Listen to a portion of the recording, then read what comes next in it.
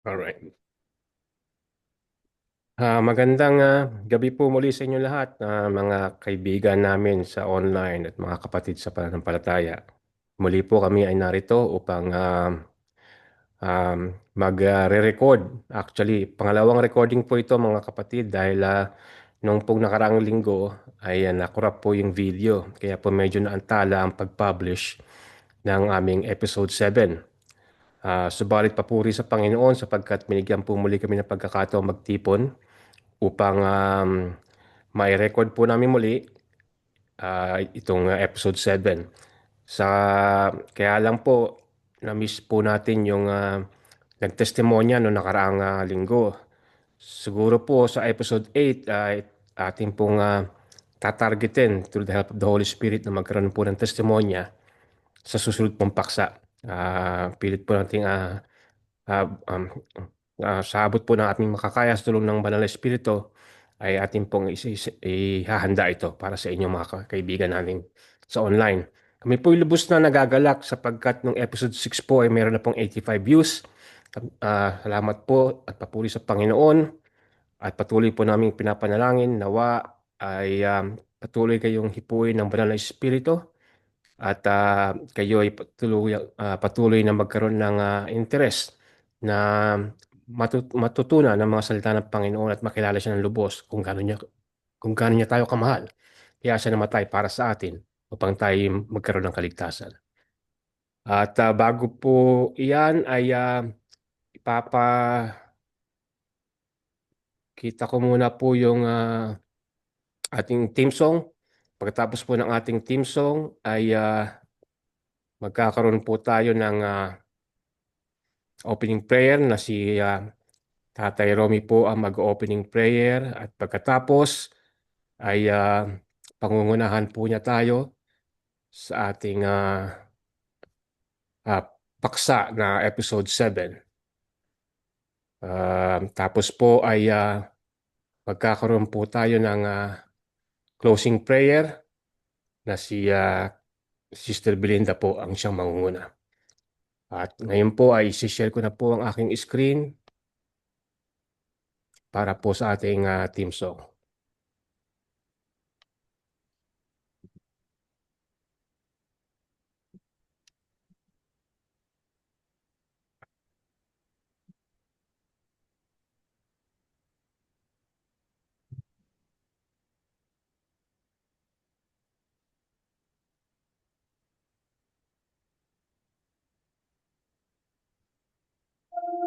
Kahit ka nabubuhay, mahal na kaibigan, sa Diyos ba o ang sarili lamang? Saan ka ba langit ba o impyerno? Isipin mo ito, kaibigan ko. Ngayon ang araw ng kaligtasan mo, kaibigan ko. Baka ang bukas ay di na darating. Buhay mo'y maglipas at magwawakas. Kaligtasan ay nasa Diyos lamang.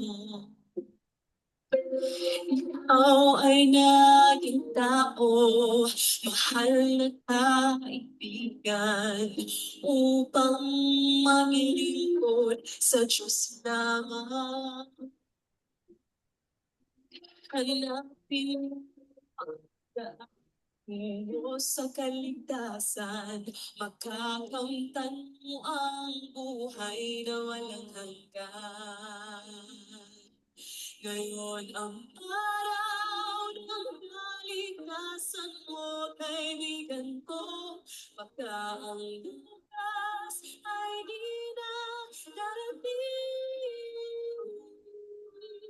Buhay mo'y madalipas at magwawakas. Kaligtasan ay nasa Diyos lamang. Magpasya ngayon habang may panahon ay kailangan bawiin mo ngayon. Huwag kang magpaliban, huwag kang mag-alinlangan. Pinto ng iyong puso ay pagbuksan. Ngayon ang araw ng kaligtasan mo, kaibigan ko. Baka ang bukas ay di na darating. Buhay mo'y madaling lilipas at magwawakas. Kaligtasan ay nasa Diyos lamang. Ngayon ang kaligtasan mo, kaibigan ko. Baka ang bukas ay di na darating. Buhay mo'y madaling at magwawakas. Kaligtasan ay nasa Diyos lamang. Kaligtasan ay nasa Diyos lamang.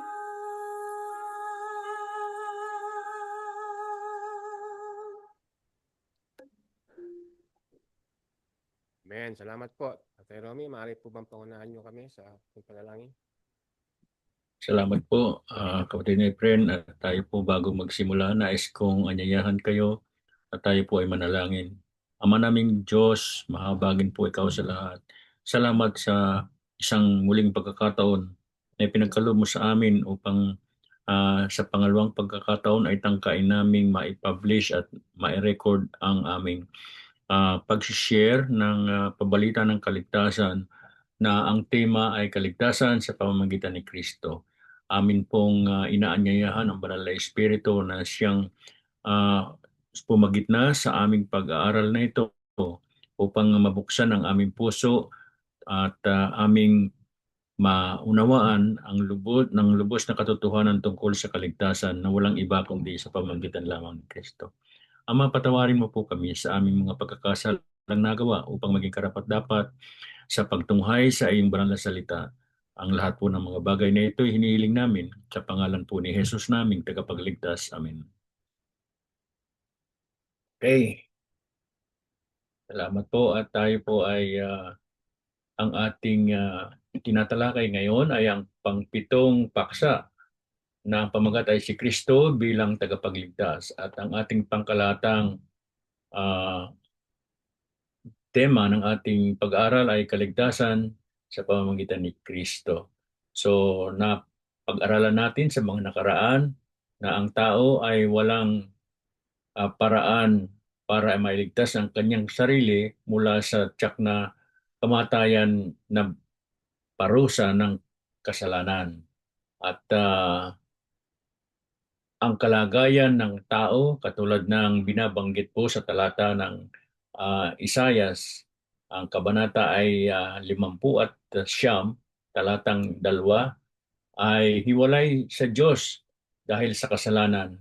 At ito po ang sinulat ng ating propeta na ang kalagayan ng tao ngayon ay hiwalay sa Diyos. Ito po ang kanyang sabi sa Isayas na kabanatang 50, ang talata po ay 2. Kundi pinapaghiwalay ng inyong mga kasamaan kayo at ang inyong Diyos. At ang inyong mga kasalanan ay siyang nagpakubli sa kanyang mukha sa inyo upang siya'y huwag makinig. So ano po ang naging bunga ng pagkakasala ng tao?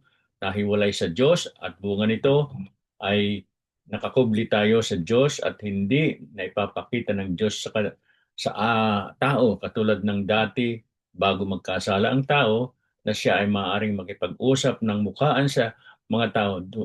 Subalit dahil sa pagkahulog sa kasalanan, nahiwalay tayo sa Diyos at nagkaroon ng isang pagitan sa tao at sa Diyos na ito ay ang kasalanan. Walang galang po, Tatay Romy. I-share po ba ninyo yung material? O hindi na po? Sorry na nalimutan ko. Okay lang po.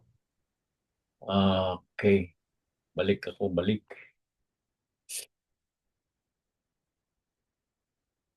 Share screen.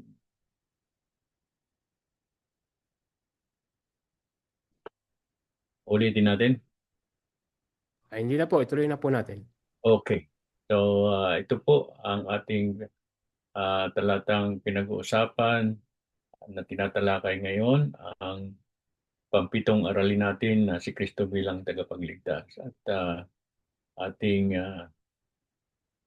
binabanggit sa katulad ng aking naunang sinabi ay ang kalagayan ng tao dahilan sa pagkakasala at sa pagkahulog nito sa kasalanan ay hiwalay sa Diyos.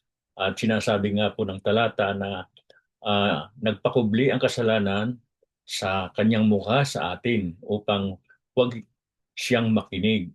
At hindi katulad noong mga nakaraan na bago mahulog sa kasalanan ng tao, ang Diyos ay nakikipag-usap ng mukha sa mga tao at walang hadlang sa pagitan nila. Ang kanilang ugnayan ay isang ugnayang tuwiran at nagkakakitaan sa isa't isa. Subalit dahil sa nahiwalay tayo sa Diyos, dahil sa kasalanan, hindi na naging katulad ng dati na ang communication sa pagitan ng tao at ng Diyos ay malapit. Naging malayo na sapagkat ang kasalanan ang pumagitna sa tao at sa Diyos, naging dahilan upang tayo ay mahiwalay sa Kanya. At ang kalagayan ng tao, ang sabi nga po sa mga taga-Roma, Kabanatang 3 at ang talata 10 ay walang matuwid, wala kahit isa. So talagang lahat ay nagkasala, hindi nakaabot sa kapamantayan ng Diyos. Ang sinasabi sa Roma, Kabanatang 3 at talatang 23. So ang sabi pa sa aklat din na mga taga-Roma, sabi ni San Pablo, sinulat niya ito na dahilan sa kasalanan ay tayo ay mayroong kamatayang babayaran. At ito ang kalagayan ng mga nagkasala, mamamatay.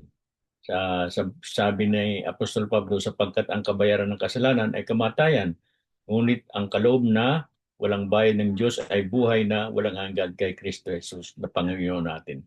Dalawa ang ipinipresenta dito ng talatang ito. Isang kamatayan na bunga ng ating kasalanan, bilang kabayaran ng kasalanan ay kailangan hinihingi ng paglabag natin sa kautusan ng Panginoon ang kamatayan na siyang parusa sa paglabag sa ating batas ng Panginoon. Subalit, ang sabi ay ang kaloob na walang bayad ng Diyos ay buhay na walang hanggan. So sa kabilang dako, mayroong kamatayan, ngunit mayroong ino-offer, mayroong iniaalok na kaloob. Ano po yung kaloob? Gift sa English. Ibig sabihin, ito po ay libre. Hindi kailangang bayaran, hindi kailangang pagpawisan, hindi kailangang paghirapan, kundi walang bayad. At ito ay buhay na walang hanggan. At ang sabi pa ng Ebanghelyo ay walang ibang pangalan sa silong ng langit sukat ikaligtas ng tao. Kaya nga pinag-aralan natin noon na sino man ay hindi maaaring maging tagapagligtas kahit na ang isang ama ay matuwid ang buhay at mayroong nagkasalang anak, hindi niya kayang iligtas ng kanyang matuwid na buhay ang kanyang anak. At iisa lamang ang ibinigay sa silong ng langit. Sino po itong pangalan na ito? Anong sabi ni Apostol Pedro dito? At sa kanino mang iba ay walang kaligtasan sapagkat walang ibang pangalan sa silong ng langit na ibinigay sa mga tao na sukat nating ikaligtas. Ito po ay noong siya ay dakpin ng mga opisyalis ng kanilang simbahan noon, yung mga Sanhedrin leaders ay sila po ay kinulong, dinakip at matapang na ipinahayag ni Apostol Pedro sa kanino mang iba ay walang kaligtasan sapagkat walang ibang pangalan sa silong ng langit na ibinibigay sa mga tao na sukat nating ikaligtas. Sapagkat noon, ang kanilang ipinapangaral, itong mga apostol na ito ay ang pangalan ni Kristo. At yun ang kanyang pahayag. Matapang niya itong sinabi sa harap ng mga umuusig sa kanila. At mayroong ipinangako ang tagapagligtas na ito. Sa lumang tipan ay mababasa natin ang pangako ng Diyos na ipapadala niya ang isang manunubos katulad nitong nakasulat sa Henesis, ah, Kabanatang 3, ang talata 15. Ito po ang kauna-unahan na pangako ng Mesiyas na siyang magiging tagapagligtas ng taong nagkasala. Ang sabi dito, at papapag-alitin ko ikaw at ang babae at ang iyong binhi at ang kanyang binhi. Ito ang dudurog ng iyong ulo at ikaw ang dudurog ng kanyang sakong. Ang talatang ito ay madalas tawaging unang pangako ng tagapagligtas. Sa Grego ay proto-evangelium. Ipinakikita mo nito na magkakaroon ng labanan sa pagitan ng kasamaan na kinakatawanan ng ahas at ng tao. Ang binhi ng babae ay tumutukoy sa darating na tagapagligtas at yun ay si Hesus Kristo. Bagaman masasaktan siya dahil dudurugin ang kanyang sakong, siya naman ang magtatagumpay laban sa kasamaan at dudurog ng ulo ng kaaway. So ang Diyos ang sasalita nito at ito po ay kanyang sinasabi kay Satanas na nirerepresentahan noong ahas. So ito po yung unang pangako na ibinigay tungkol sa Mesiyas na darating. At ang pagpapala sa pamamagitan ng isang lahi, ito naman po ay sinalita ng Diyos kay Abraham. At sabi niya, at pagpapalain ko ang mga magpapala sa iyo at susumpain ko ang mga susumpa sa iyo at pagpapalain sa iyo ang lahat ng angkan sa lupa. Ito po ay sinabi niya kay Abraham na ipinangako niya na siya ang magiging ama ng lahat ng mga maraming tao. Sabi niya, at ang pagpapalain ko ang magpapala sa iyo, susumpain ko rin ang magsusumpa sa iyo. At sa pamamagitan mo, sa pamamagitan ng lahing lalabas sa iyo, ay magkakaroon ng isang tagapagligtas. So ito po isang pangako na binanggit sa lumang tipan, sinabi ng Diyos kay Abraham. At ito naman po ang sinulat ni Isaias. Ano ba yung mga tanda na makikita natin sa isang Mesiyas na ipinangako? Ang sabi po ay, kaya't ang Panginoon din ang magbibigay sa inyo ng isang tanda. Narito ang isang dalaga ay magdadalang tao at manganganak ng isang lalaki at tatawagin ang kanyang pangalan na Emmanuel. Ito po ay isinulat ni Isaias mahigit na 500 taon bago isinilang ang tagapagligtas na si Kristo. Kaya't maliwanag na ang Diyos ay talagang naglaan ng kanyang paraan upang ang taong nagkasala ay magkaroon ng kaligtasan. Matagal pa na naganap ang pagsulpot ng Mesiyas sa mundo ay sinabi na ng Diyos sa pamamagitan ng mga propeta na darating ang isang tagapagligtas. At ano ang kanyang gagampanang papel? Narito rin po ang isinulat ni Isaias sa kabanatang 53 at ang talata ay 5. Ang sabi niya, ngunit siya'y nasugatan dahil sa ating mga pagsalangsang. Siya'y nabugbog dahil sa ating mga kasamaan. Ang parusa ng tungkol sa ating kapayapaan ay nasa Kanya at sa pamamagitan ng Kanyang latay ay nagsigaling tayo.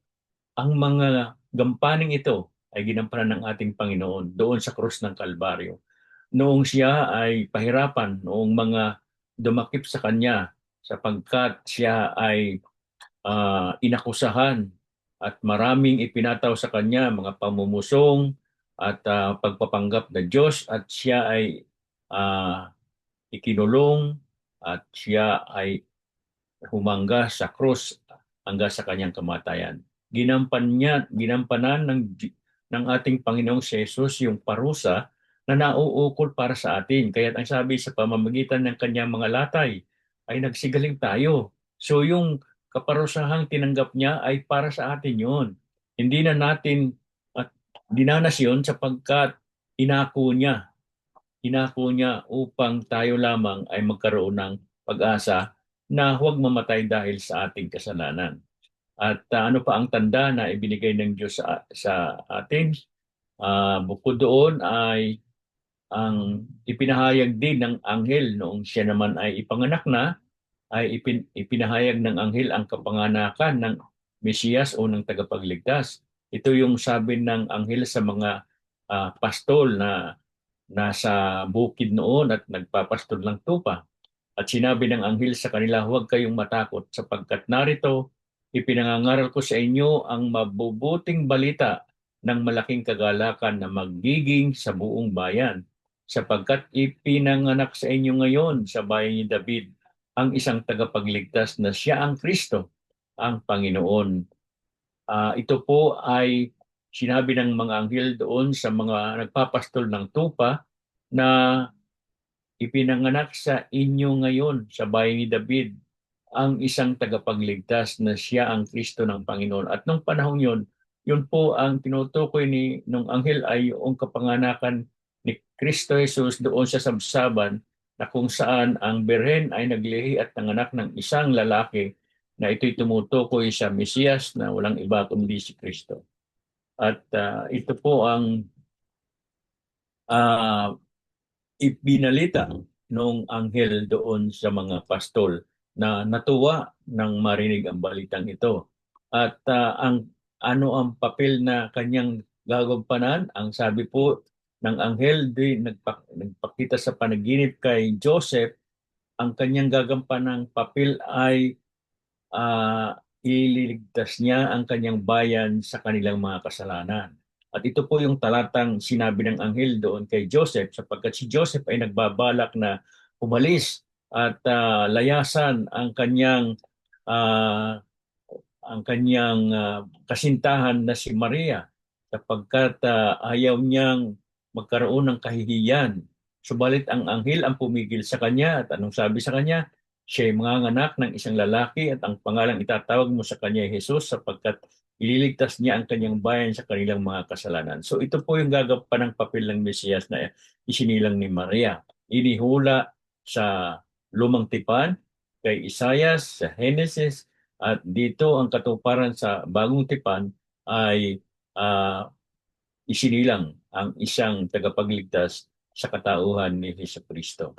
At ano ang kanyang magiging kaanyuan? Ang sabi po ng si Simeon ay isa pong lingkod ng Diyos doon sa templo sa kanilang bayan sa Jerusalem. At kanyang uh, hiningi bilang isang kaloob mula sa Diyos na sana'y huwag siyang mamatay hanggang hindi niya nakikita ang tagapagligtas. At ang sabi niya ay ganito nung mahawakan niya yung sanggol ng tagapagligtas, sapagkat nakita ng aking mga mata ang iyong pagliligtas na iyong inihanda sa harap ko ng lahat ng mga tao, isang ilaw upang ipahayag sa mga hintil at ang kaluwalhatian ng iyong bayang Israel. Natupad ang kanyang hiniling sa Panginoon na bago siya mamatay, bago niya ipikit ang kanyang mga mata, ay kanyang masisilayan at makikita ang tagapagligtas. At yun po ay si Jesucristo. So yun ang karanasan ni Simeon, isang lingkod sa templo ng Panginoon. At nasaksihan niya kung paano ang liwanag para sa lahat ng tao ay dumating sa mundo bilang pangako ng Diyos. So ito po ang pagninilay-nilay natin. Mula pa lamang sa Lumang Tipan, malinaw na may plano ang Diyos para iligtas ang tao. Hindi aksidente ang pagdating ni Jesus. Ito ay katuparan ng matagal ng pangako. Ipinapakita nito ang katapatan ng Diyos sa kanyang salita at ang kanyang pag-ibig sa sangkatauhan. Mula sa aklat ng Henesis, nung mahulog ang tao sa kasalanan, ay sinabi na ng Panginoon, mayroong darating na tagapagligtas. At yan ay pangako po. Hanggang sa dumating ang mga propeta, kanilang binanggit ang mga hula tungkol sa tagapagligtas. At ngayon sa Lumang Tipan, sa Bagong Tipan ay tinupad ang pangakong ito sa katauhan ni Jesucristo. So, mga pagtatanong na panggabay, kailan ipinangako ang tagapagligtas? Pinangako ito noong mahulog ang tao sa kasalanan, kaagad-agad ay nagbigay ng pangako ang Panginoon. At doon sa Henesis Kabanatang 3, talatang 15, ito yung pangako niya, at pag-aalitin ko ikaw at ang babae at ang iyong binhi at ang kanyang binhi, ito ang dudurog ng iyong ulo at ikaw ang dudurog ng kanyang sakong. So inuulit lamang natin yung ating na binasa na kanina pa. Ang pagpapala ay darating sa pamamagitan ng isang lahi, at ito'y kay Abraham. Pinangako niya ito kay Abraham. Kaya ang pangako tungkol sa tagapagligtas ay maliwanag na ah, sinabi na ng Diyos noon pa. Pinlano niya ito, nakaplano na ito. At ganun din ang sinabi ng anghel tungkol sa sanggol na si Jesus. Nakita natin kung paano nagpakita ang anghel ah, doon sa mga shepherd o yung mga tagapag-alaga ng tupa o yung mga pastol. At ganoon din kung paano siya pagpakita kay Joseph ay na saksihan natin ito at nabasa natin ito na sinabi kay Joseph, siya mga anak ng isang lalaki tumutukoy kay Mary, at ang pangalang itatago sa kanya ay Jesus sapagkat iniligtas niya ang kanyang bayan sa kanilang mga kasalanan. Binanggit ng anghel na ito at ipinakita kung anong gagampan ng papel ng isisilang na sanggol na ang ipapangalan ay Jesus, na ang ibig sabihin ay tagapagligtas. So maliwanag po yan na ang mga pangakong ito ay sinabi na noon pa, malayo pa, hindi pa dumating sa isip ng tao, pero sinabi na ng Panginoon, pinangako niya at tinupad niya.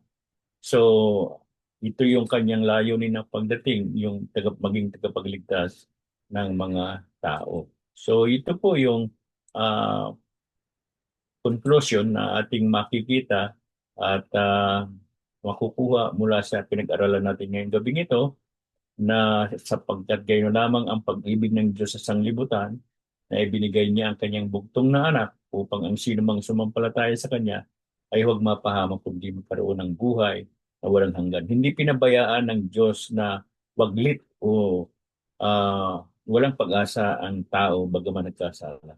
Ipinadala niya ang kanyang bugtong na anak upang ang sinumang sumampalataya sa kanya ay huwag mapahamak kundi magkaroon ng buhay na walang hanggan.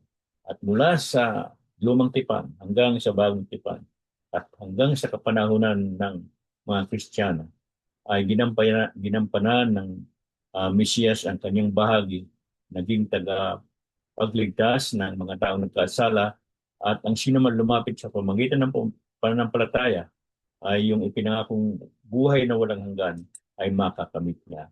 So narito ang pag-ibig ng Diyos, at ito ang nag-motivate upang si Kristo ay ibigay bilang Mesiyas, na ang kanyang gagampanang bahagi ay kaligtasan ng mga makasalanan sa pananampalataya. So, walang iba na pangalan na ibinigay ang Diyos na sukat ikaligtas ng tao na nagkasala, kundi ang pangalan lamang ng Kristo.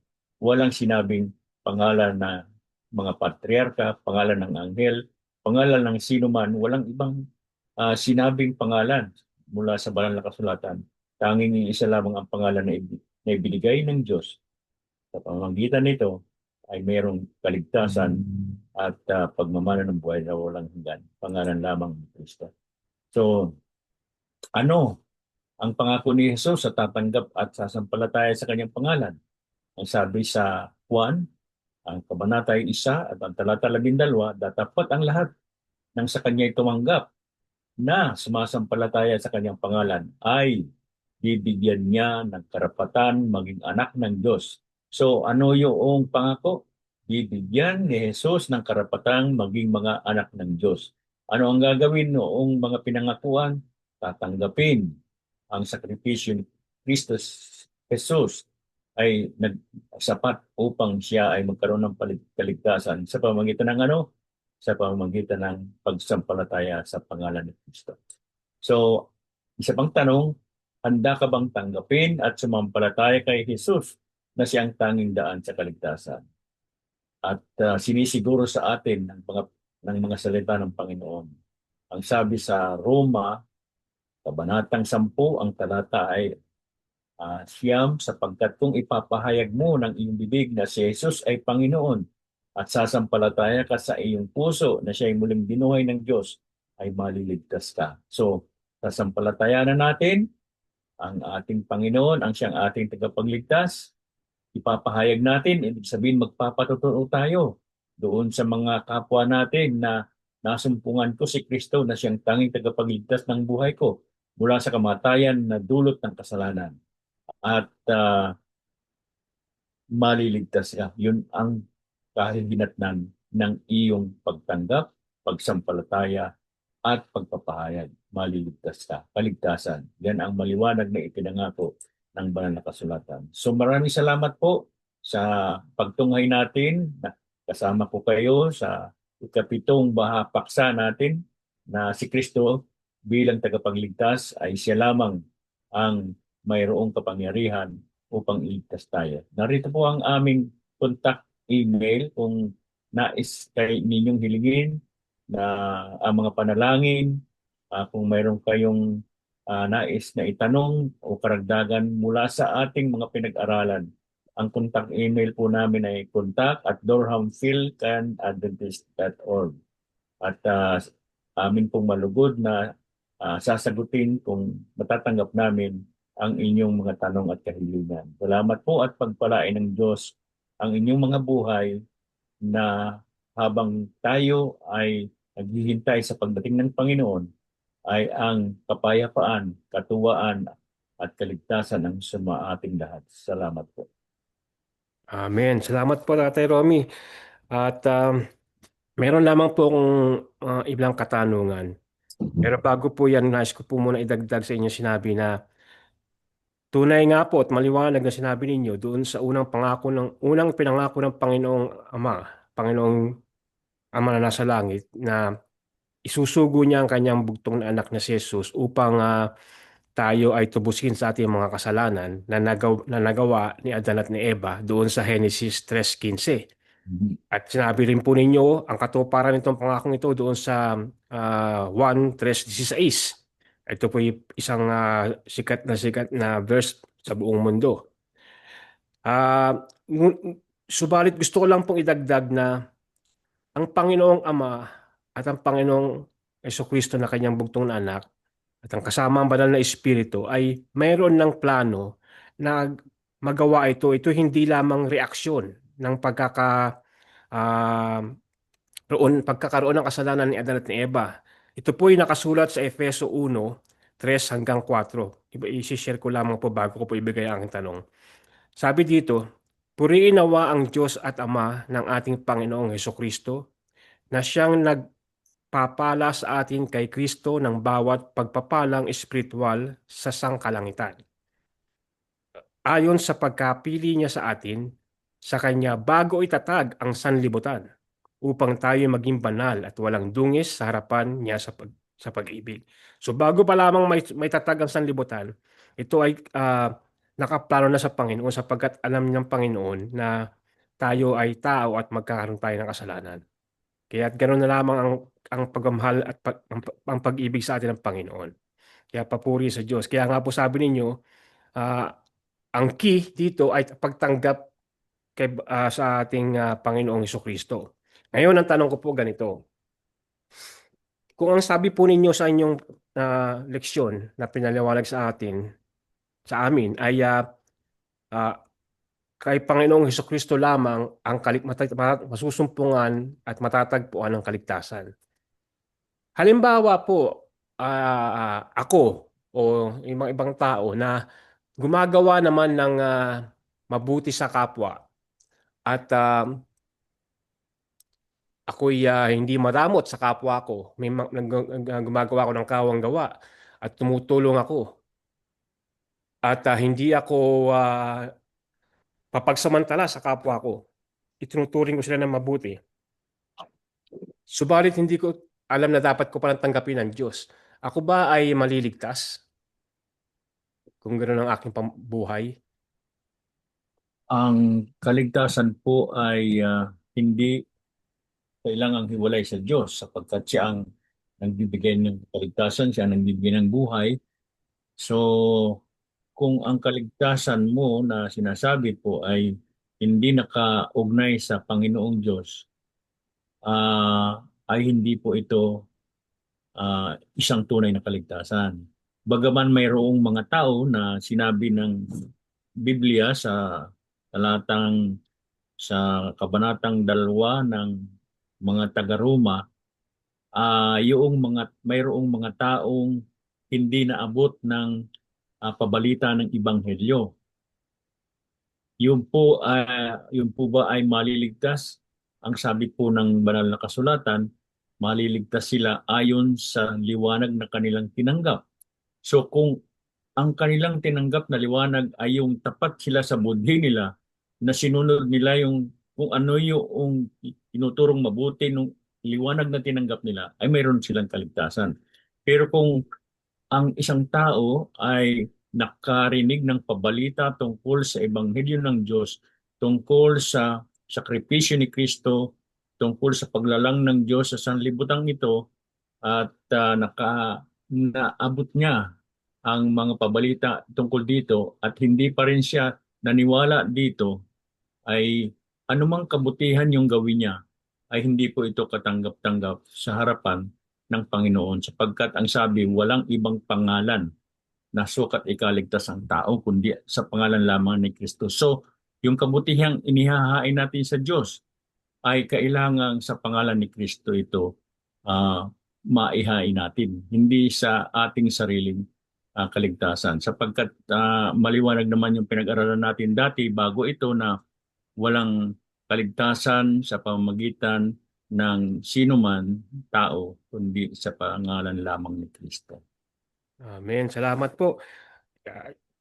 Nakasulat nga po sa Efeso sa aklat ni Pablo na Efeso 2:8-9, ang sabi dito, sapagkat sa biyaya kayo'y naligtas sa pamamagitan ng pananampalataya, at ito'y hindi sa pamamagitan ng inyong sarili, ito'y kaloob ng Diyos, hindi sa pamamagitan ng mga gawa, upang ang sinuman ay huwag magmalaki. So, ito po yung tinatawag na grace pala, no, Tatay Romy. Kaya ako po nag-agree sa sinasabi ninyo. Subalit doon sa naman sa mga hindi pa nakakasumpong ng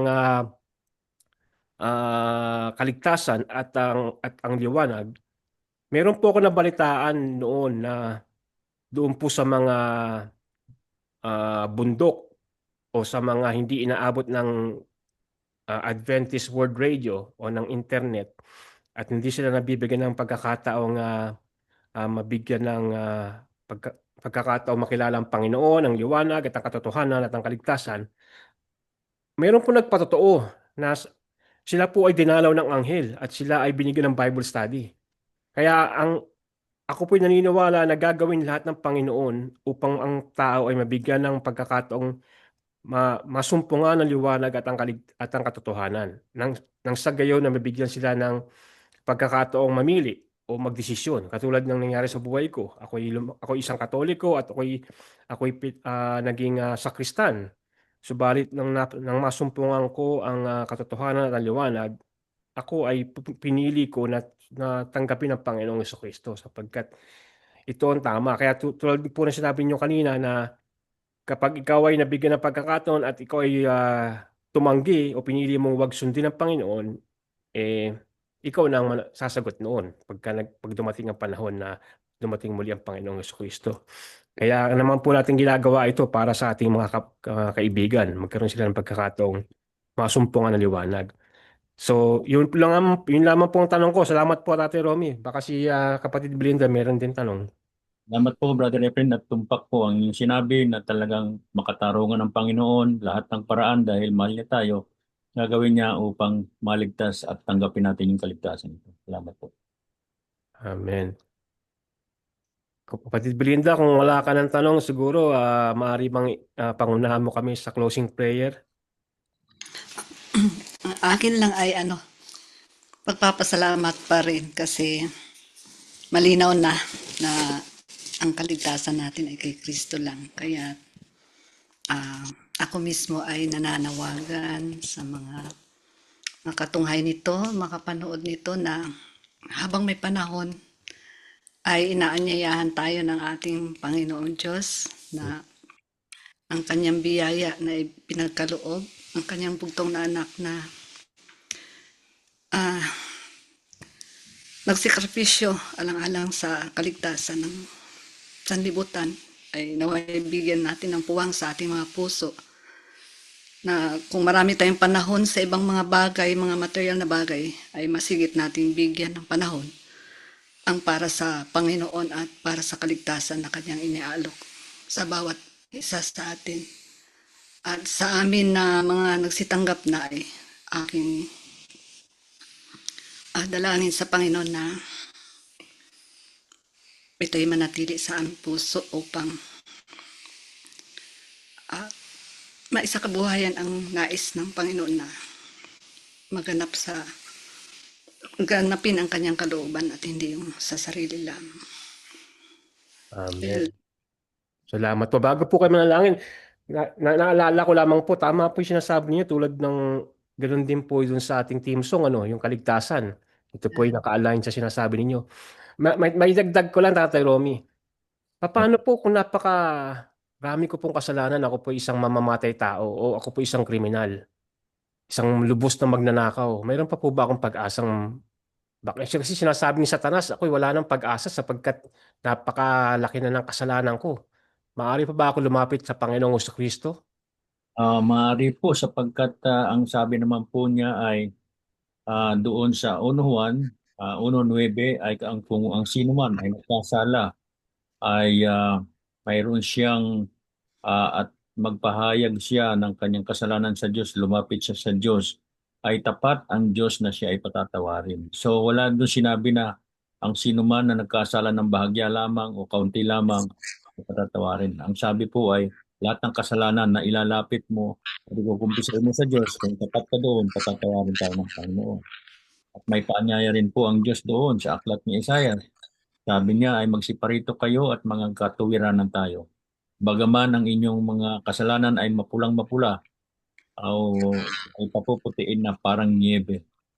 Yan po ang pangako ng Panginoon. Kaya manghawak tayo doon at siya po ay tapat matutupad sa kanyang pangako. Dahil may naalala lang ako, ito pinaalala sa akin ng Banal na Espiritu. Ang tungkol sa mga nagpakamatay, paano po sila? Hindi ko, Ang sige po. mga taong nagpakamatay, wala maituturing din natin ito na sinadyang kitlin ng buhay.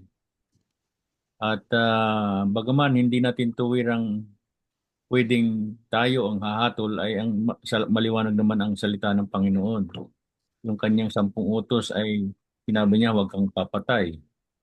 Kung ang pagkitil ng buhay ay sinadya at talagang hindi man lang isinaalang-alang ang pagiging manlalalang ng Diyos, ay lumabag siya sa kautusan ng 10 utos na ang sabi ay doon sa ika-6 na utos, huwag kang papatay. Salamat po. So lumabag po lumabag sa kautusan ng Panginoon. Kaya ang kaligtasan, ang ibig sabihin ay hindi sumunod sa Panginoon. Yun po ba ang ibig sabihin nun, Tatay Romy? Nagkasala siya at bagaman mayroon pa ring pasubali na kung sa kahuli-hulihang hibla ng kanyang buhay ay humingi siya ng tawad sa Diyos, ano ang pakikitungo ng Diyos sa ganong pangyayari? Mhm.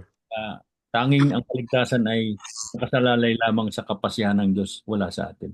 Lalo na, Sa makatuwid lalo po, na po kung wala pa siya sa katotohanan.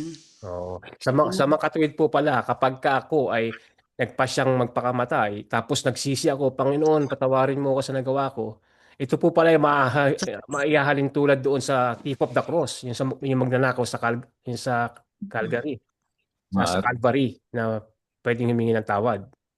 po. Pero bagaman sinasabi natin na kung ang nagpakamatay ay ah, hindi miyembro ng isang sekta ng pananampalataya, pero kung ito naman sa kanyang paglaki ay alam niya na hindi dapat gawin at ito ay bawal, Mhm. ay meron pa rin siyang pananagutan. Pagkat alam naman niya na hindi dapat na pumatay ng buhay, kumitil ng buhay. Diyos Tama. lamang ang may karapatan sa buhay ng tao. Tama po. Ngayon po, halimbawa, narinig ko itong mga bagay na to at ako'y hingi po ng banal na Espiritu upang humingi ng tawad sa Panginoon. Paano ko po makakamtan ng kaligtasan? Ano po ang dapat kong gawin?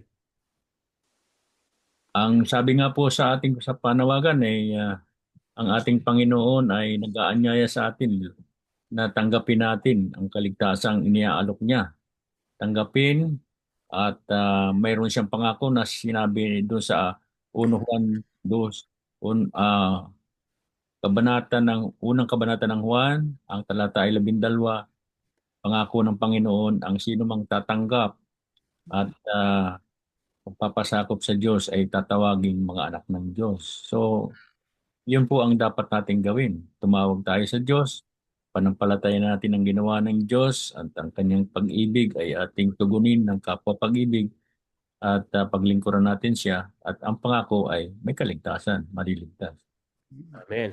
At idadagdag ko lamang po mga kaibigan at kapatid na makaka-upload dito sa online, kapag kayo po ay dumating sa puntong yan, mag-email lamang po kayo o mag-iwan po kayo ng komento doon po sa YouTube at malugod po namin kayong sasagutin at iga-guide kung saan po ano pong dapat natin gawin. Maraming pong salamat. So kapatid Belinda, kung maaari po ay paunahan niyo po kami sa ating closing prayer. Sige, tayo manalangin. Dakila at mahabagi namin na Diyos, mapagmahal ka sa lahat. Amin pong patuloy kayong pinupuri at pinapasalamatan sa iyong kagandahang loob sa bawat isa sa amin na minsan pa'y ginabayan mo kami na nakapag-aral na muli ng inyong mga salita sa pangunguna po ni Tatay Romy na saan po papahayag na ang kaligtasan ay tanging sa Panginoong Hesus lamang. At ito po ay aming lubos na ikinagagalak sapagkat meron kaming pag-asa na matatamo. At akin din pong hiniling na ang bawat makapanood nito ay kanila rin pong mapagbulay-bulay at pangunahan po ng inyong Santong Espiritu upang maunawaan po ng lubusan upang ang pagpapahayag na ito ay kanilang maunawaan na wala ng pinakamalaga sa buhay ng tao ang tanggapin ang aming Panginoon Hesus bilang tagapagligtas sapagkat tanging sa Kanya lamang po ang kaligtasan. Hindi po ito maihambing sa namang mga bagay na nakakamit, material, kundi ang pinakamalaga sa lahat ay ang spiritual sapagkat ito'y magpasawalang hanggan. At salamat po na ito po ay inyong ipinaunawa sa amin at patuloy pang ipapaunawa upang kami ay masitel sa truth na inyong lagi pong pinapaalala sa amin sapagkat kayo lamang po ang makakapagbigay nito ng pagkaunawa sa amin kaya't amin pong hinihiling na manatili po ito sa aming puso at isipan lalo na po sa mga mahal namin sa buhay na wala pa sa pananampalatayang tinanggap namin mula sa inyo. Nais din po namin sila na maging kabahagi rin po ng inyong kaharian sapagkat isang masayang tagpo po na ang inyong mga anak ay magkasama-sama sa inyong nihandang tahanan at higit sa lahat po magkaroon kami ng katiwasayan sa aming mga puso't isip na ang lahat ng bagay na nandito sa lupa ay pansamantala lamang. Kaya patuloy po kaming gabayan ng inyong banal na espiritu upang mapanghawakan namin matibay ang pananampalatayang ito na tinanggap namin mula sa inyo. Ito po ang pinapasalamatan at iniling po namin na patawaran kami sa aming mga nagawang pagkukulang, pagkakamali, pagkakasala sa inyong banal na harapan. Sa isip man po ito, sa salita o sa gawa. Ito po ay aking Hinihiling alang-alang pong lahat. Sa pangalan po ng aming Panginoong Hesus na aming tagapagligtas. Amen. Amen. Amen. Salamat po muli sa inyong lahat. Tatay Romy, Salamat din Linda. po. Salamat. Mga kaibigan, sa susunod po muli, episode 8 po. Sige po. God bless you. God bless.